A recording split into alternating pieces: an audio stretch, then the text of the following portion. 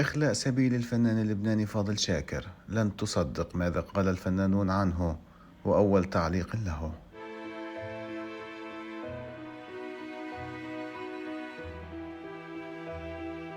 في أول تعليق له بعد إخلاء سبيله على ذمة عدد من القضايا المنظورة أمام المحكمة العسكرية في لبنان،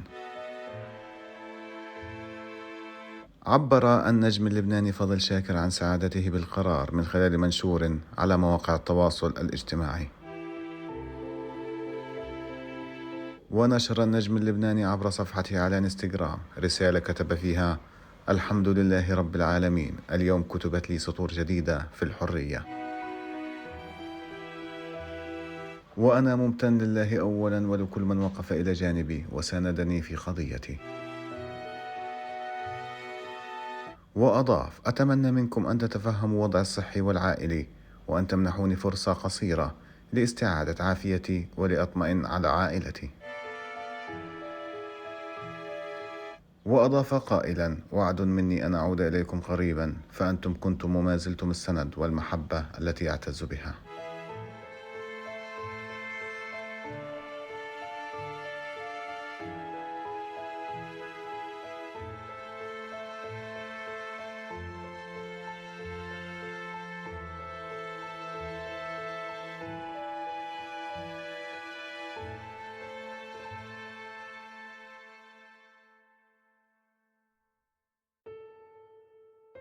وفور الإعلان عن إخلاء سبيل الفنان اللبناني فاضل شاكر، سارع عدد من الفنانين إلى التفاعل مع قرار المحكمة معبرين عن فرحتهم،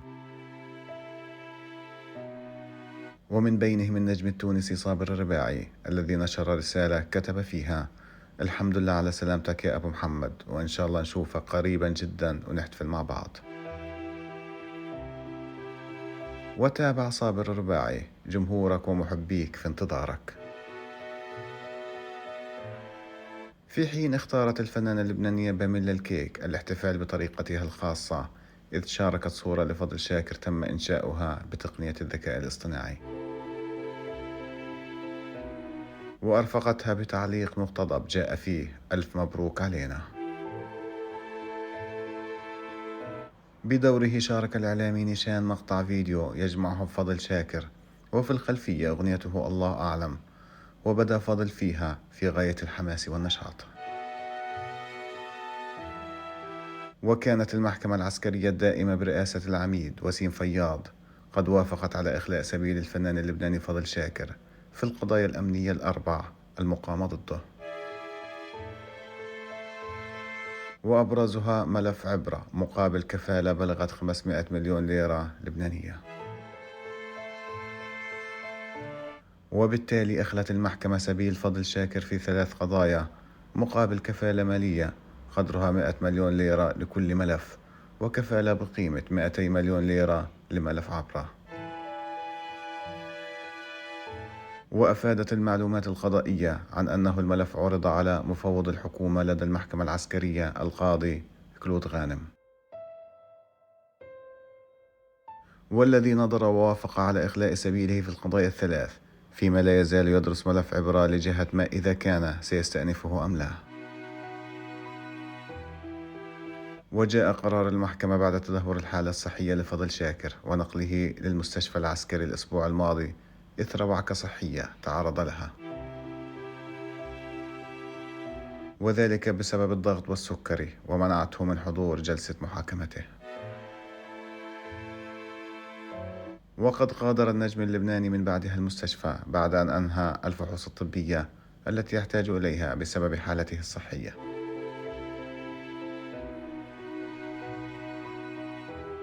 ولكن وضعه الصحي كان لا يزال حرجا، ويحتاج إلى متابعة طبية مستمرة للإطمئنان على صحته خلال الفترة المقبلة.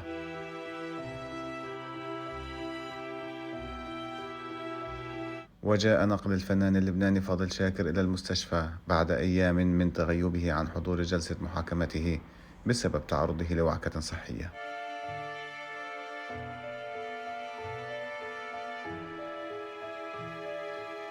الأمر الذي دفع المحكمة العسكرية لتأجيل النظر في القضية إلى موعد لاحق بعد تعذر نقله للمثول أمامها.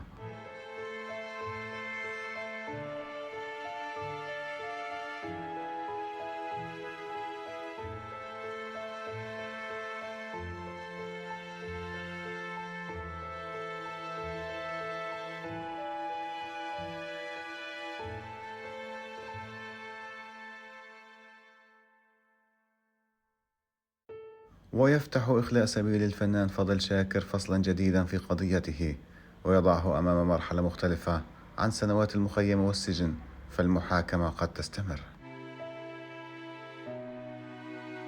وقد تفرض عليه إجراءات مرتبطة بحضور الجلسات أو التحرك أو السفر وفق منطوق القرار وما تقرره السلطات القضائية. وفنيا تبدو العودة مهيئة، جمهوره تابع أعماله الأخيرة، وشركات إنتاج عربية أبدت استعدادا للاستثمار في صوته من جديد.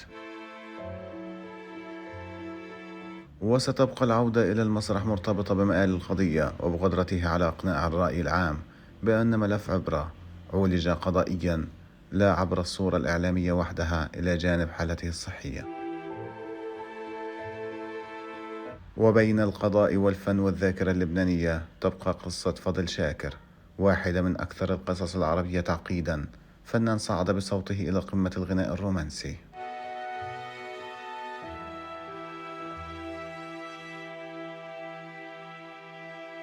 ثم سقط في أحد أكثر ملفات لبنان حساسية قبل أن يعود إلى القضاء من باب المخيم، وإلى جمهوره من باب الأغنية، وإلى الحرية بقرار يفتح فصلا جديدا في الحكاية.